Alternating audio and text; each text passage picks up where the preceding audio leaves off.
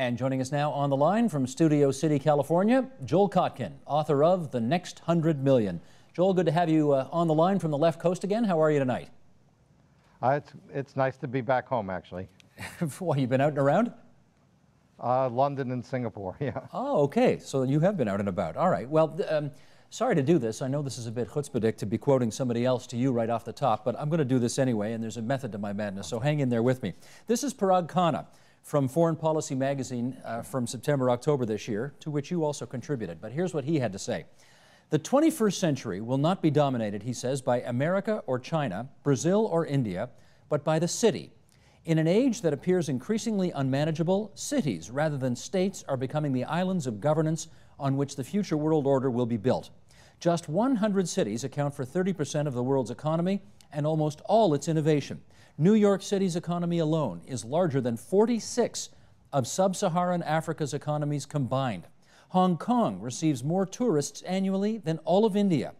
These cities are the engines of globalization, and their enduring vibrancy lies in money, knowledge, and stability. Now, you did a piece for that same magazine in which you argue the opposite. You think he's got it all wrong. Lay out the argument for us and tell us why you think so. Well, first of all, I mean, some of these statistics are a little bit suspect because obviously what happens is a lot of wealth is created, let's say, in the countryside or in smaller cities, and then gets funneled through. So, for instance, you know, you could make the case that that there's a huge amount of wealth that's generated in the middle part of North America, particularly in both the Canadian prairie states and provinces and our states. And, you know, the money may end up being, if you will, registered in Minneapolis. So it's very hard to make that case. The other thing is that, I don't know, manageable. Has anyone been to Mumbai recently? I mean, many of these, of the 100 largest cities right now, in terms of population, are themselves completely unmanageable. So I don't necessarily buy that point. And I think that fundamentally, I think in the case of a city-state like Singapore, where I was recently, that a lot of what he's saying could be true. But, you know, in many cases, cities are also subject to the powers of national governments. And so it's very hard to say that the cities will be able to control the populations that don't live in the cities. Why would necessarily people in large countries like the United States or Canada accept the judgment of one or two large cities?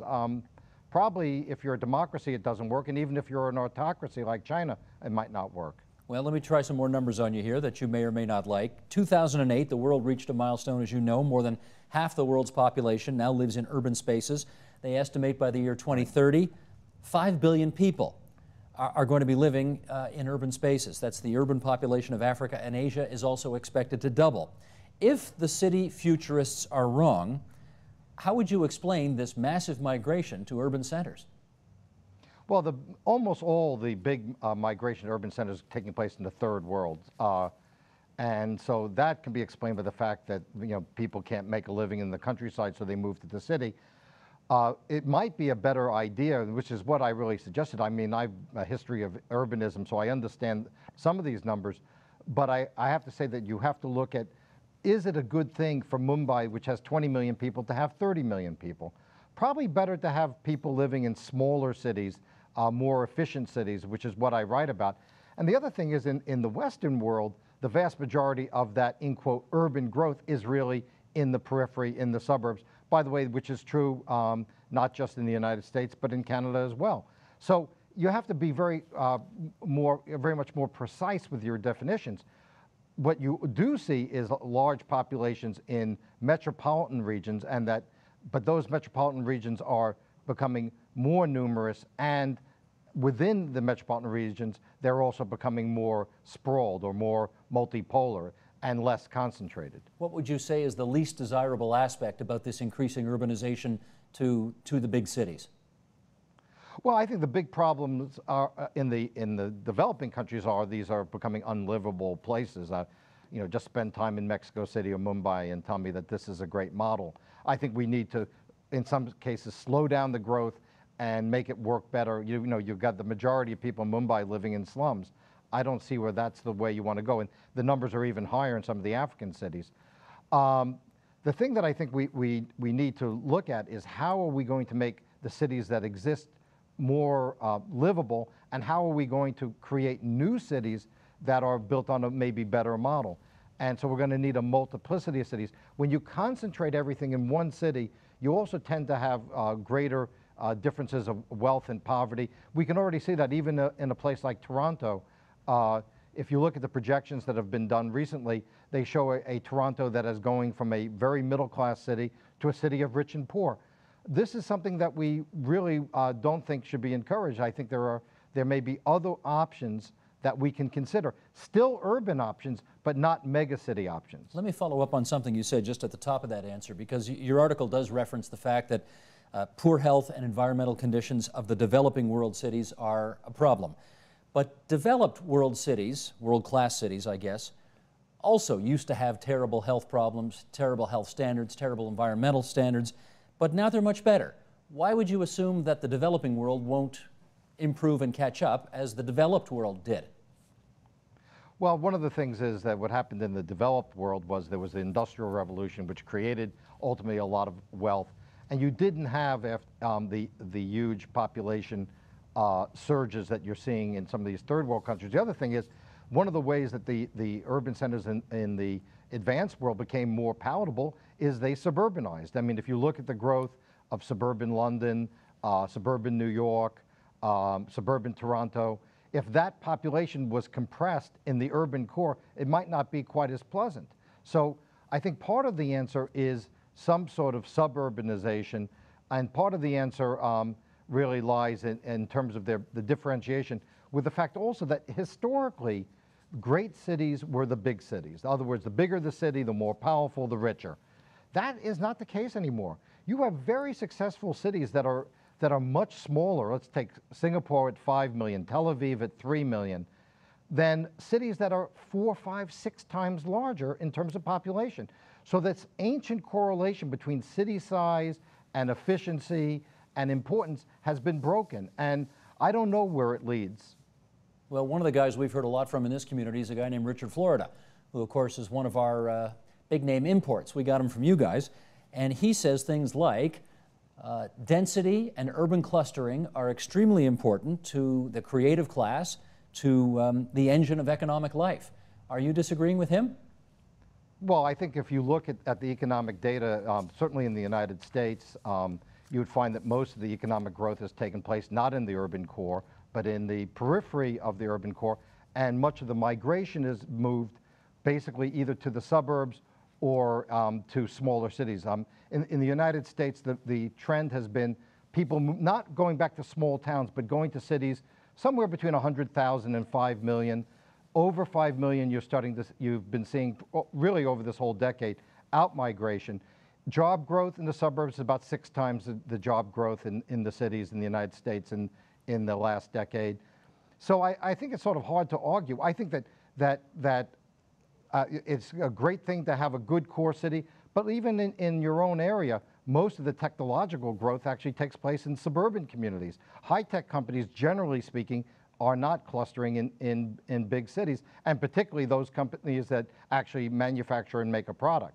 Well, you talked about Toronto a few minutes ago, and let me follow up on that, because I think this country takes about 250,000 immigrants a year, and about half of them come here. And my question is, I appreciate what your vision is. I appreciate the argument you've laid out as to how you think this is a better way to go. But last I checked, you can't tell people where to settle. They're going to settle where they want to settle. So how do you make it happen? Of course. Well, first of all, I think that if you let the natural course of events take place, this is exactly what will happen.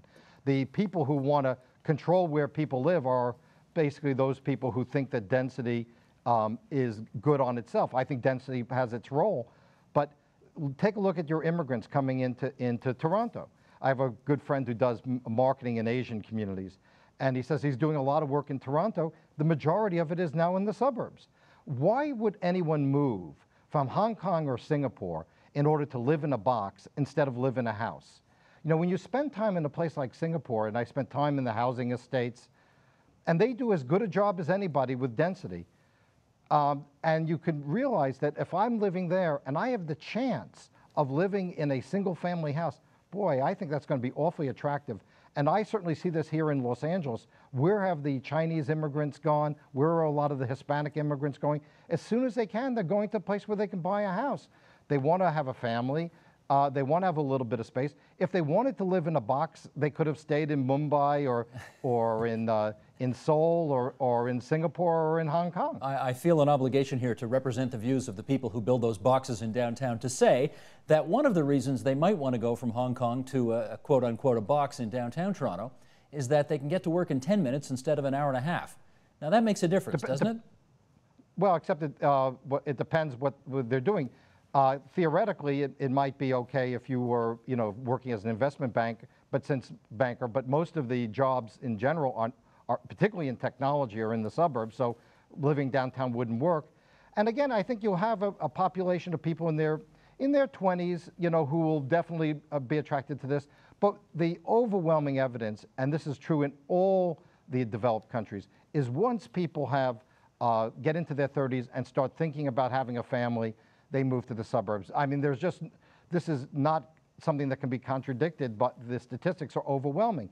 There will be a group that will come over, but if you wanted to simply be close to your work, live in a small space, and have dynamism, I can tell you there is more dynamism in Hong Kong, Singapore, Tokyo, Seoul, all those cities. If you're into that urban vibe, I think it's a lot better there than it is in Toronto, no offense. But they don't have hockey there, Joel. They don't have hockey. Well, that's true, but they have a lot of other things. They do indeed. Let me try this on. Let me try this on for size. Talk to me about numbers for a second. You having studied this, what is your sense about what a good-sized city works at in terms of population? And then at what point does the population get to be too big, the social services are too strained, the roads break down, the whole 9 yards? I think there's probably no formula because cities are formed differently. But generally, it seems to me that around that kind of 5 million level, you have enough people for a good airport, good infrastructure, good cultural institutions. That seems to work. 5, 6. You start getting over 10, it starts to become a bit of a problem. You get to 20, and it's a huge problem.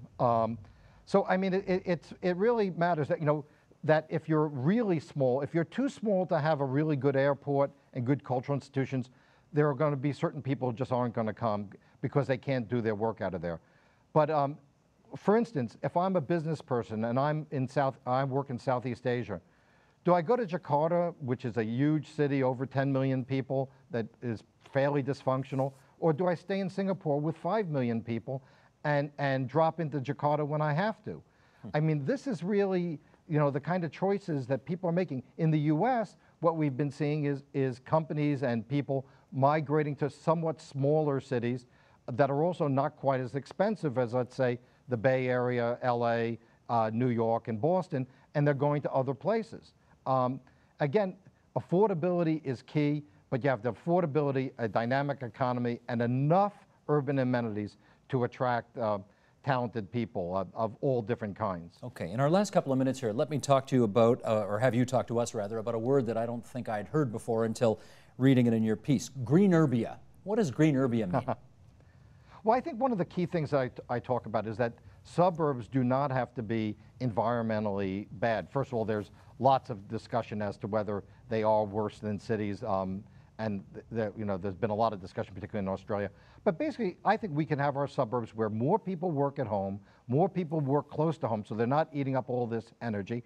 And then there's a lot of things you can do, building a town center, planting trees, double painting windows, which makes a suburban house very energy efficient and environmentally friendly, and at the same time, the issue that is almost always forgotten by some of the urbanists, and that is family friendly. Because ultimately, families are what matter in the future of any society.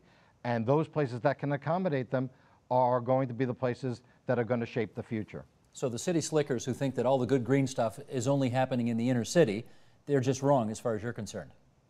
Well, I mean, we now have more telecommuters outside of New York City than we have people taking mass transit, and those numbers are going to continue to grow. I don't know, somehow the most efficient commute is the one that I take from my bedroom to my converted garage. seems to save an awful lot of energy, and there are days where I don't even have to get even near my car, and those are happy days indeed. In our last 30 seconds then, tell me this. What's your favorite city in the world? Works the best, the right size, the right number, the whole 9 yards? Depends for what. In the United States, for aspiration, for upward mobility, I'd look at Houston and Dallas. You know, what I might like for you know, going out to eat would probably be Paris. For kind of the cleverness and the innovativeness of urban infrastructure and changes, I'd look at Singapore as a place that's really doing some very, very interesting things. Unfortunately, not any one city fits all.